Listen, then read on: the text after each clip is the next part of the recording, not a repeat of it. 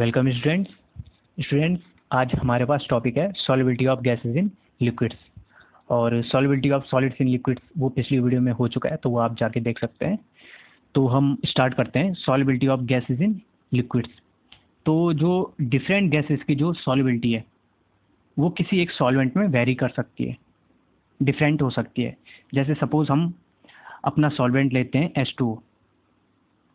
Okay, तो H2O में जो ये नाइट्रोजन है, ऑक्सीजन है, हाइड्रोजन है, हीलियम है और कार्बन डाइऑक्साइड है, ये बहुत कम मात्रा में स्मॉल एक्सटेंट में सॉल्युबल हैं, डिसॉल्व नहीं होते हैं। ओके, बहुत कम मात्रा में डिसॉल्व होते हैं। जबकि अमोनिया है, सल्फर डाइऑक्साइड है और HCl है, गैस HCl गैसेस फेज में। ओके, तो ये हाईली सॉल्युबल है H2O में। और ये हाईली सॉल्युबल क्यों है H2O में? क्योंकि ये क्या करते हैं, केमिकल बॉन्ड बना लेते हैं H2O के साथ। ओके, केमिकल बॉन्ड मतलब या तो कोवेलेंट बॉन्ड बना लेते हैं या तो आयनिक बॉन्ड बना लेते हैं, इसलिए वो हाईली सॉल्युबल हो जाते हैं। NH3 का ये देखो, ये बन जाता है आपका अमोनियम हाइड्रोक्साइड। ओके, और SO2 का क्या बन जाता है, सल्फ्यूरिक एसिड बन जाता है। और HCl जो गैसेस फेज में था वो H2O के संपर्क में आने से HCl एसिड बना लेता है और एक्वस फॉर्म में। ओके, समझ गए आप? चलो ठीक है। अब देखो सॉल्युबिलिटी कौन कौन से फैक्टर्स पे डिपेंड करती है जब हम गैसेस को लिक्विड्स में मिलाते हैं। Nature of solute and solvent, ये मैंने आपको बता दिया था। Like dissolve in like. Okay, polar polar में और नॉन पोलर नॉन पोलर के साथ डिजॉल्व होते हैं। ओके, अफेक्ट ऑफ टेम्परेचर और इफेक्ट ऑफ प्रेशर। तो इफेक्ट ऑफ टेम्परेचर पहले हम देख लेते हैं। देखो, solubility of a gas decreases with increase of temperature. तो टेम्परेचर अगर इंक्रीज करते हैं ना तो गैसेस की सॉल्युबिलिटी डिक्रीज हो जाती है। क्यों? क्योंकि जब भी गैस जब भी लिक्विड में डिसॉल्व होते हैं तो वो एक एक्सोथर्मिक प्रोसेस होती है। ओके, और ली चार्टियर्स प्रिंसिपल क्या कहता है कि अगर कोई भी प्रोसेस एक्सोथर्मिक है और अगर हम उसको हीट दे रहे हैं या टेम्परेचर इंक्रीज कर रहे हैं तो क्या होता है, सॉल्युबिलिटी डिक्रीज हो जाती है। ओके, और दूसरे वे में कहें कि अगर प्रोसेस एंडोथर्मिक है, मतलब अगर हीट लेती है और अगर हम टेम्परेचर इंक्रीज करते हैं तो सॉल्युबिलिटी इंक्रीज होती है। ओके, पर यहाँ पे क्या हो रही है, डिक्रीज हो रही है। तो ये तो आप समझ गए, पर असल में होता क्या है, देखो जो गैस होते हैं, गैस के मॉलिक्यूल्स, उनके पास क्या होती है, काइनेटिक एनर्जी होती है ना, क्योंकि वो गैसेस फॉर्म में होते हैं। ओके, और उनके बॉन्ड्स अपने अपने ही जो सराउंडिंग मॉलिक्यूल्स होते हैं उनके साथ बहुत ही क्या कह सकते हैं, जो भी इंटरेक्शन होते हैं मॉलिक्यूल्स के बीच में वो बहुत स्ट्रांग नहीं होते, बहुत हल्के होते हैं, तभी तो गैसेस फॉर्म में। पर जब वो लिक्विड के संपर्क में आते हैं, ओके, तो वो क्या हो जाते हैं, कंडेंस होते हैं। तो जो भी उनके पास काइनेटिक एनर्जी है ना वो हीट के फॉर्म में निकल जाती है। तो प्रोसेस क्या होती है, एक्सोथर्मिक होती है। प्रोसेस क्या होती है, एक्सोथर्मिक होती है जब भी हम गैसेस को लिक्विड में क्या करते हैं, डिसॉल्व करते हैं। ये आ गया समझ में? ओके, और क्या होता है, गैसेस के मॉलिक्यूल्स के बीच में पहले हल्के बॉन्ड थे, स्ट्रांग नहीं थे, पर अब स्ट्रांग बॉन्ड हो जाते हैं क्योंकि वो कंडेंस हो जाते हैं। तो कंडेंस होने के बाद क्या करते हो, उनके पास बहुत ज़्यादा काइनेटिक एनर्जी होती है और उस काइनेटिक एनर्जी को एज अ हीट निकाल देते हैं बाहर। ओके, इसलिए वो एक्सोथर्मिक प्रोसेस होती है। और कोई प्रोसेस एक्सोथर्मिक है, वो हीट निकाल रही है बाहर। ओके, और अगर हम उल्टा उसको हीट दें तो क्या होगा, प्रोसेस रुकेगी ना, तो सॉल्युबिलिटी डिक्रीज होगी। तो इसीलिए क्या होता है, सॉल्युबिलिटी डिक्रीज होने लग जाती है अगर हम टेम्परेचर इंक्रीज करें। ओके, ये आया समझ में? अब इफेक्ट ऑफ प्रेशर देखते हैं हम। इफेक्ट ऑफ प्रेशर, तो जब भी हम गैसेस को लिक्विड में मिक्स कर रहे हैं, डिसॉल्व कर रहे हैं, और अगर हम प्रेशर इंक्रीज कर दें तो सॉल्युबिलिटी भी इंक्रीज हो जाती है। किसकी, गैसेस की लिक्विड में। ओके, तो जितने भी कॉन्सेप्ट हैं, जैसे कि हम हाइट में जाते हैं ऊंचाई पे तो हमें सांस लेने में प्रॉब्लम आती है, या कोक की कैन है, ये बोतल है, जब उसको खोलते हैं तो झाग निकलता है, तो सारे कॉन्सेप्ट यहीं से निकले हैं। ओके, तो देखो, जैसे फर्स्ट बीकर है, हम गैसेस को लिक्विड में मिक्स कर रहे हैं, तो एक स्टेज आती है। वो स्टेज क्या होती है? इक्विलिब्रियम की, डायनेमिक इक्विलिब्रियम की। उसमें क्या होता है, जितने मॉलिक्यूल्स सॉल्यूशन में एंटर कर रहे हैं उतने ही सॉल्यूशन से लीव करते हैं। तो वो कौन सी स्टेज हो गई? इक्विलिब्रियम की। और वही सैचुरेटेड सॉल्यूशन की भी स्टेज होती है। सैचुरेटेड सॉल्यूशन मतलब इससे ज़्यादा हम अब मिक्स नहीं कर सकते। ओके, इससे ज़्यादा सॉल्यूट अब हम मिक्स नहीं कर सकते। ओके, तो सैचुरेटेड सॉल्यूशन की स्टेज तभी आती है जब इक्विलिब्रियम स्टेब्लिश हो जाता है। ओके, अब देखो, अब हमने प्रेशर इंक्रीज किया। अब प्रेशर इंक्रीज किया तो क्या होगा? पर वॉल्यूम में मतलब जो सॉल्यूशन का पर वॉल्यूम है उसमें क्या होने लग जाएगा? जो सॉल्यूट के पार्टिकल्स हैं वो ज़्यादा एंटर करने लगेंगे, ज़्यादा स्ट्राइक करने लगेंगे। ओके, तो इसका मतलब क्या है? ज़्यादा सॉल्यूट के पार्टिकल्स सॉल्यूशन में डिसॉल्व होने लग जाएंगे। तो प्रेशर इंक्रीज कर रहे हैं तो क्या हो रहा है? और ज़्यादा सॉल्यूट के पार्टिकल्स डिसॉल्व हो रहे हैं। तो देखो, the concentration of the dissolved gas, okay, concentration मतलब amount of the dissolved gas is proportional to the pressure on the gas above the solution. तो जितना ज़्यादा प्रेशर लगाएंगे उतना ही ज़्यादा सॉल्यूट डिसॉल्व होगा। तो हेनरी ने कैसे क्वांटिटेटिवली उसको रिप्रेजेंट किया, देखते हैं। हेनरी ने कहा कि पर यूनिट वॉल्यूम ऑफ जो सॉल्वेंट है उसमें जितना भी मास गैस का डिसॉल्व हो रहा है वो डायरेक्टली प्रोपोर्शनल है जो प्रेशर गैस पे लगाया जा रहा है। ओके, और टेम्परेचर कांस्टेंट होना चाहिए। क्यों? क्योंकि अभी आपने देखा था कि जब भी अगर हम टेम्परेचर इंक्रीज करेंगे तो सॉल्युबिलिटी डिक्रीज होगी, इसलिए कांस्टेंट टेम्परेचर होना चाहिए और इक्विलिब्रियम की कंडीशन होनी चाहिए जब इक्विलिब्रियम स्टेब्लिश हो जाए। ओके, तो उसके बाद डाल्टन ने क्या कहा? देखो, the solubility of a gas in a liquid solution depends upon the partial pressure of the gas.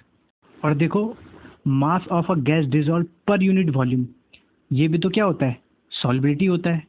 तो डाल्टन ने कहा जो भी सॉल्युबिलिटी है गैस की लिक्विड में, ओके, वो डिपेंड करेगी उसके पार्शियल प्रेशर पे, गैस के पार्शियल प्रेशर पे। मतलब अगर एक से ज़्यादा गैसेज हैं, ओके, तो किसी एक इंडिविजुअल गैस की सॉल्युबिलिटी उसके पार्शियल प्रेशर पे, जो उस गैस पे प्रेशर लग रहा है उसी पे डिपेंड करेगी। ओके, समझ में आया? तो अब हम हेनरी लॉ को कैसे लिख सकते हैं? देखो, मोल फ्रैक्शन ऑफ द गैस, देखो जो इस सॉल्युबिलिटी है, ओके, मोल फ्रैक्शन क्या है? सॉल्युबिलिटी की एक यूनिट है। ओके, सॉल्युबिलिटी की बहुत सारी यूनिट होती है, बताया आपको, मोलैरिटी, मोलैलिटी, नॉर्मेलिटी, फॉर्मेलिटी, जितनी भी यूनिट्स जो एक वीडियो में पीछे मैंने पढ़ाई थी वो सारी क्या है? सॉल्युबिलिटी की यूनिट्स हो सकती हैं।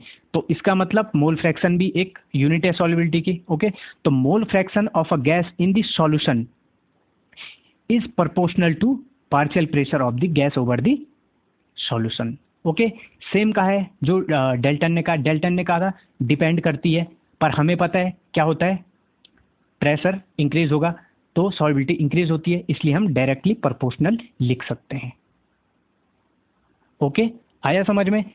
ठीक, तो अब हेनरी लॉ जो हम यूज़ करते हैं, जो हम वाइडली पढ़ते हैं, ओके, कॉमनली जैसे यूज़ करते हैं, तो उसको इसका उल्टा कर लेते हैं कि partial pressure is directly proportional to mole fraction of the gas. कोई मतलब ज़्यादा चेंज नहीं है। ठीक, तो देखो, partial pressure of gas in the vapour phase is directly proportional to the mole fraction of the gas in the solution. Okay, तो suppose जो प्रेशर है गैस पे लग रहा है वो P है। ओके, और इस directly proportional to mole fraction x से रिप्रेजेंट करते हैं हम। ओके, तो P is equal to KH, एक कांस्टेंट आएगा ना, इसको बोलते हैं हम हेनरी कांस्टेंट। ओके, KX, देख रहे हो आप? ओके, अब देखो, हम क्या लिख सकते हैं, P by K H is equal to X, ऐसे लिख सकते हैं ना। इसका मतलब क्या हो गया, इसका मतलब होगा कि mole fraction is inversely proportional to Henry constant. Okay, तो इसका मतलब क्या हुआ, देखो अगर मोल फ्रैक्शन इंक्रीज होता है तो सॉल्युबिलिटी क्या होती है, इंक्रीज होती है।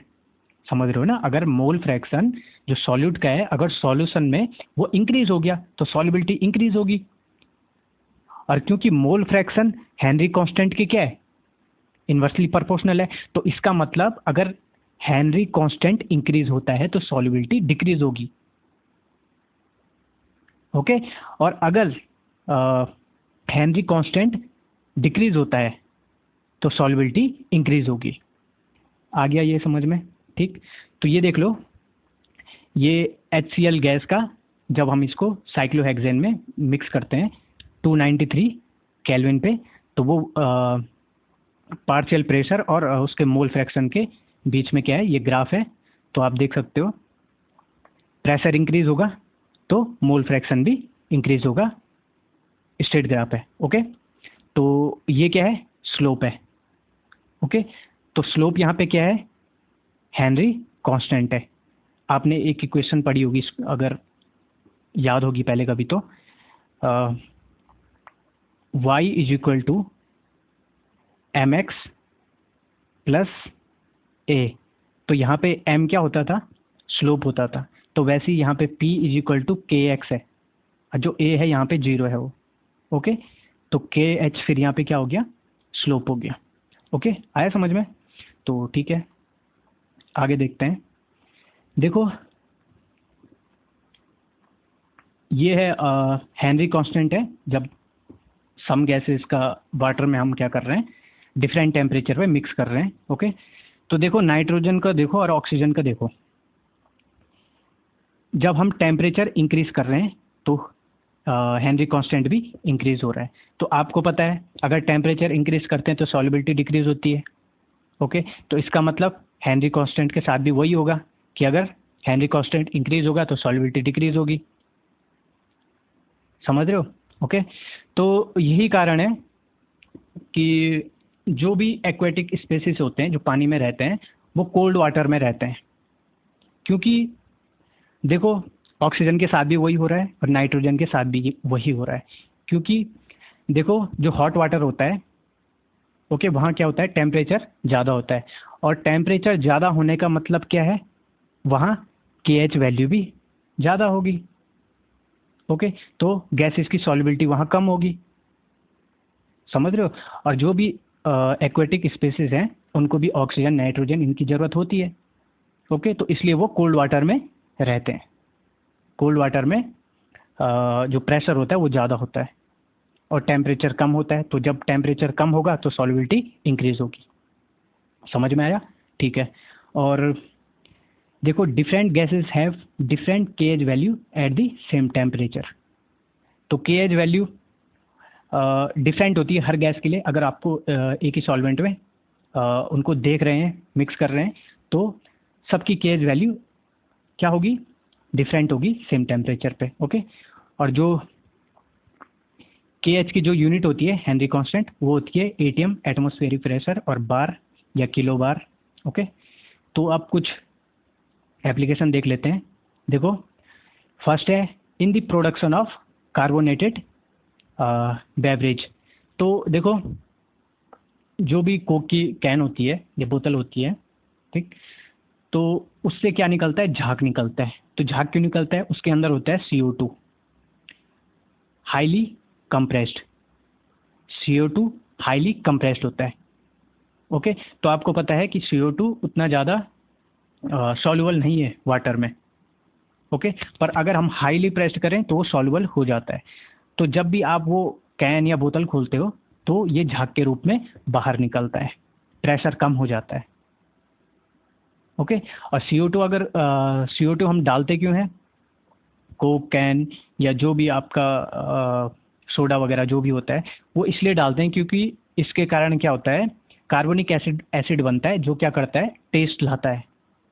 ओके, तो सेकंड है इन deep sea diving, scuba diving.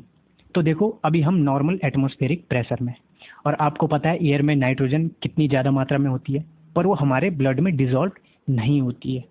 क्यों नहीं होती है? क्योंकि एटमॉस्फेरिक प्रेशर उस चीज़ के लिए सुटेबल नहीं है, कम है। पर अगर ये प्रेशर इंक्रीज हो जाए तो, बढ़ जाए तो नाइट्रोजन ब्लड में डिजॉल्व हो सकता है ना। तो यही कुछ होता है पानी के अंदर। ओके, तो जब भी सी डाइवर्स पानी के अंदर जाते हैं तो नाइट्रोजन को प्रेशर मिल जाता है और वो हमारे ब्लड में डिजॉल्व हो जाता है। और नाइट्रोजन को बहुत ज़्यादा प्रेशर की ज़रूरत होती है, ओके, जो कि उसको सी के अंदर मिल जाता है। और जब भी सी डाइवर्स सरफेस पे आता है, ओके, वाटर सरफेस पे आता है, तो जो नाइट्रोजन है वो फिर एटमॉस्फेरिक प्रेशर में की कांटेक्ट में आता है, तो वो नाइट्रोजन हमारे बॉडी से बाहर निकलने की कोशिश करता है और वो बबल्स के रूप में बाहर निकलने की कोशिश करता है। तो हमारी कैपिलरीज में वो बबल्स बनाता है। उस बबल से क्या होता है, हमारी कैपिलरीज ब्लॉक हो जाती हैं या कई बार ब्रस्ट हो जाती हैं, फट जाती हैं। ओके, तो ये बहुत ही डेंजरस है और पेनफुल है। ओके, तो इस कंडीशन को बोलते हैं द बेंड्स। ओके, तो इसलिए क्या करते हैं, जो अब की कंडीशन क्या होती है कि जो भी एयर भरी जाती है उसमें उसमें नाइट्रोजन जो नॉर्मल एटमॉस्फेयर होता है उससे कम होती है। ओके, और उसकी जगह पे हम हीलियम डालते हैं, 11.7% हीलियम डालते हैं। नाइट्रोजन 56.2% होता है और ऑक्सीजन 32.1% होता है। ओके, समझ गए हो? तो इसलिए उसका कॉन्सेंट्रेशन हम कम कर लेते हैं। ठीक। थर्ड है एट हाई एल्टीट्यूड्स। तो जैसे हम हाइट में जाते हैं, ओके, और हाइट पे क्या होता है, प्रेशर कम होता है। तो प्रेशर कम होता है तो ऑक्सीजन फिर हमारे ब्लड में डिजॉल्व नहीं हो पाती है, तो बाहर निकल जाती है। तो इसीलिए हमें दिक्कत होती है सांस लेने में। समझ गए आप? तो प्रेशर कम होगा, तो प्रेशर कम होने के कारण सॉल्युबिलिटी भी कम होती है, तो फिर प्रॉब्लम होती है सांस लेने में। ओके, चलो ठीक है, थैंक यू।